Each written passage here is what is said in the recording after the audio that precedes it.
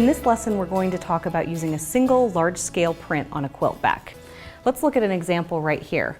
In this yellow and gray quilt, I have a bunch of great smaller scale gray prints on the front. And then, let's flip it over here, this much more dramatic, larger scale gray and white print on the back. Now, on a smaller quilt like this, using a large print on the back was very easy because I could cut just one single piece and use it for the back. It becomes a little bit more problematic to do something like this on a larger quilt because I'm going to pull out a piece of that same fabric I used on the back to show you. You can see when I have these two pieces next to each other like this, if you seam this without lining things up, it can look pretty distracting, pretty bad actually, and like something you wouldn't really want on your quilt back. So what I want to show you today is a little trick for getting those to line up. And I have an example here of a quilt where I used that trick that I'd like to show you. So this quilt right here, here's the front of the quilt.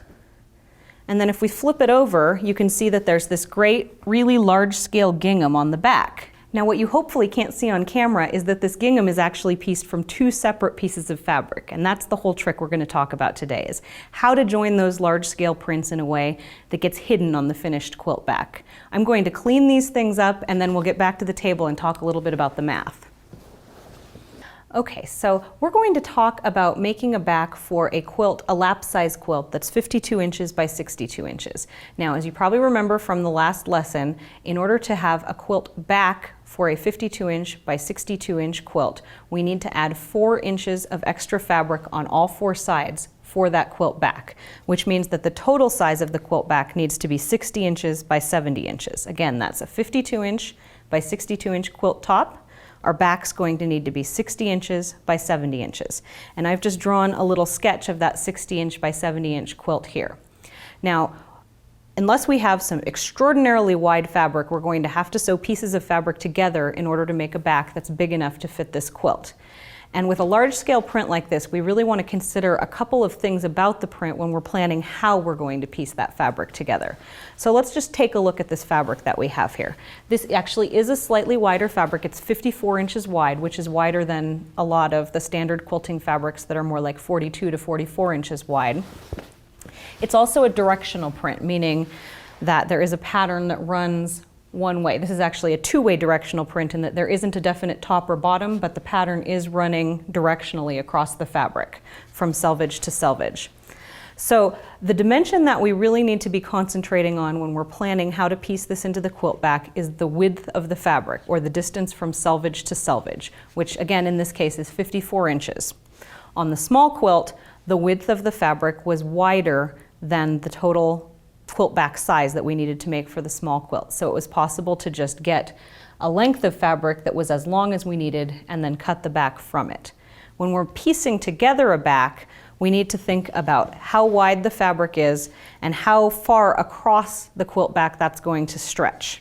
Additionally, we want to think about, and I'm going to pull this out to demonstrate, which direction we want this fabric to go on the quilt back. If we want it to be running up and down like this, we're going to need to stack these selvage to selvage pieces that are 54 inches and sew a piece to the top so that it's tall enough. And I think actually that that looks good, having the print go like this. So let's plan a quilt back that looks like that. We have 54 inches here. So on our drawing, and 54 inches is the total distance from selvage to selvage. So let's just be safe and say that we're going to call it 50 inches instead. That'll give us a little bit of space both to cut off our selvages and to fold under the edge, which we're going to need to do that little trick I'm going to show you later on. So if you're using a 44 inch wide fabric, consider it 40. In this case with the 54, we're going to consider it 50. And I'm going to go to my drawing, again, because I want the print to be up and down like it is how I'm holding it now. That means that the seam is going to go across the quilt like this, and the print's going to be running in this direction. So let's count up 50. I'm using 8 per inch gridded paper here, and I'm just counting one of the little squares as an inch here. So let's just count up 50, which would be right here. And I'm just going to draw a line across.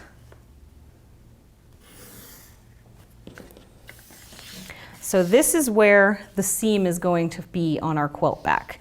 So right here, this is 50 inches tall. That means that this next part, because this is a total of 70 inches tall, this needs to be 20 inches. And right now I'm writing the finished dimensions. We're obviously going to need to add a little bit of space for our seam allowance here, but right now we're just dealing in the finished dimensions. Now, we know that our quilt back is 60 inches wide, and because we're using the fabric, let me just make a note of the 60 inches wide, because the selvages are going to be here, and then this is going to be part of a piece of fabric where the selvage would be here or here. This is the length of the fabric we're going to need to buy. So what we're going to want to do, and I have my big chunky calculator here, you're probably using your phone or something a little bit more sophisticated, but I've got a calculator here so you can see what I'm doing. We're going to divide 60 inches that we need by 36 inches, which is a yard of fabric, to find out that we need 1.666 yards of fabric. So just to be safe, let's round that up to 1.75 yards of fabric for this first piece here. So 1.75 yards. Now, even though we're only going to need 20 inches tall of the second piece, we still need that entire 60 inches of length. So once again, we're going to need 1.75 yards of fabric to cut this piece down here. So that's going to be, I realize that a lot of us can do this math in our heads, but I'm going to do all of the math in this course on the calculator just to demonstrate slowly what I'm doing here. So 1.75 plus 1.75 is 3.5, so that's a total of 3.5 yards of fabric that we would need to make this quilt back. Now what we want to take into account is this is a very large scale print, and we're going to be trying to match the print up. So I would say that in this case, we're going to want to round up by as much as half a yard, just to give us a little extra leeway to piece that print together and make sure that everything comes together nicely. So buying fabric for a quilt like this, I would round that up to 4 yards of fabric. And then I would take the pieces, we're going to cut the selvages off and sew them together. I'm going to get this drawing out of the way, get a couple of supplies, and we'll come back here and I'll talk about how we would actually go about sewing those pieces of fabric together. Let me just talk a little bit more about why we're rounding up, why we need that extra fabric. I'm going to spread this fabric out on the table here. So with a big print like this, when we go to match it up, we want to make sure that we're matching up what's called the repeat on the fabric, or how the pattern repeats itself literally on the fabric.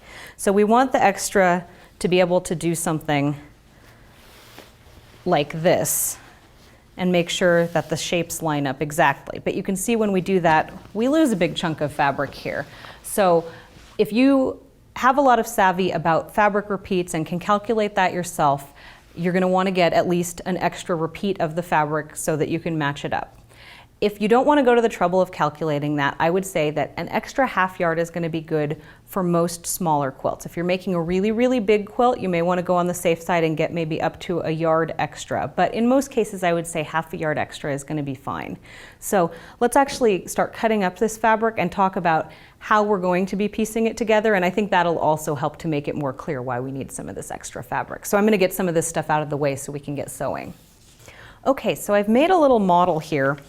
So just to show you on the diagram what we're doing here, I'm going to pretend that these are the two pieces that we drew on the diagram, and this is the part where we're going to join them at this selvage edge. So I'm just going to set this diagram aside for a moment. Now we're going to start, and when you're making a quilt back, you're always going to start by taking the selvage off of the fabric. You want to make sure that it's not there. You can tell if you look closely how it pulls a little bit tighter, it behaves a little bit differently than the rest of the fabric. You just don't want to leave that on there in your finished project. Or really even while you're piecing, because of the way it can be a little bit tighter, it can make the piecing more difficult. So make sure you get all of it off. And now we're going to be ready to start piecing these together. Now the way this trick works is we're going to take one of these pieces of fabric, and I think it's going to be this one right here, and we're going to fold the edge under, just like this. Kind of like if we were wrapping a gift. Just like this, and we're going to press in place. So I'm just going to take this over to the pressing board and then I'm going to bring it back. Okay, so I have this can see that I have pressed under that edge, again, just like as though I were wrapping a present. And now what I want to do is overlap this with my other piece of fabric and find the alignment, the place where this lines up with the print on the other piece of fabric. So I think I've got it right there. And you can see how this is slightly offset, how if we had pieces that were exactly the correct length, we would have lost a little bit of it. In this case, we didn't lose very much, so that's good. With a bigger print, a wider repeat, we would have lost more fabric there than we did in this case. But I have this all ready to go. I'm just gonna take a washable glue stick. Now, it may seem scary to put glue on your fabric, but I promise it'll wash right out in the wash. And we're just gonna tilt this up ever so slightly and just run the glue stick along that folded under edge. And once I've done that, I'm just gonna put it back in place, just kind of push it down there, make sure that it stays. I'm going to flip this over. Okay. Make sure that's all in place.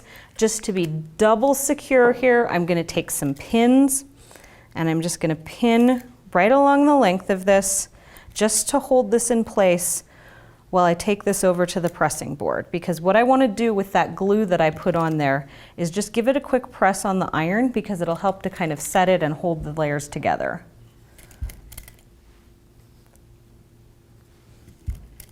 And you don't have to use quite as many pins as I'm using here. I just want to be extra careful that my print stays nice and lined up. So now that this is pinned together, I'm going to press it. Okay. And now I'm going to bring this back. I'm going to take out these pins now. I'm actually going to take them out and reposition them. So you can see that it may seem kind of tedious, but it'll be worth it in the end when we get this really great print lined up over a large area. So here's my crease. I'm going to open this up now really carefully. And you can see here where that crease is falling. I want to be really careful with my fabric so that I'm not pulling this out of alignment. And then I can take my pins and just really carefully pin across this crease, just like this.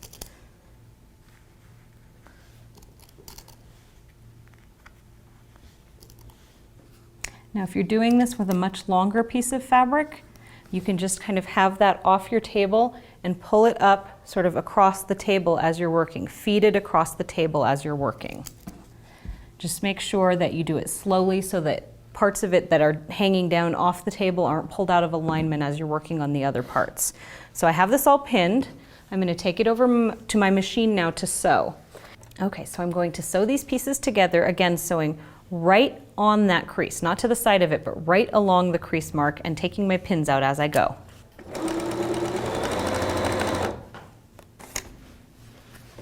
Okay, so we can see that seam right along the crease. We obviously have a lot more bulk here than we will want in our finished quilt, so I'm just going to take my ruler and my cutter. I'm going to line up the 1/4 inch line with the seam I just sewed and cut that to a nice 1/4 inch seam allowance. And then we can open this up. I'm going to press it so you can see for sure, but you can see how nicely that print lines up. And here we go. You can see this great large scale print that's been pieced together. When you're doing the pressing here, because we had some glue, you may want to use a piece of muslin or scrap fabric just to protect your iron. Make sure that it doesn't get any glue on it. But again, if there is any glue residue there, it will wash out when the quilt is washed. And it shouldn't, the washable glue shouldn't be tacky enough that it really causes you too much problems with sewing or quilting.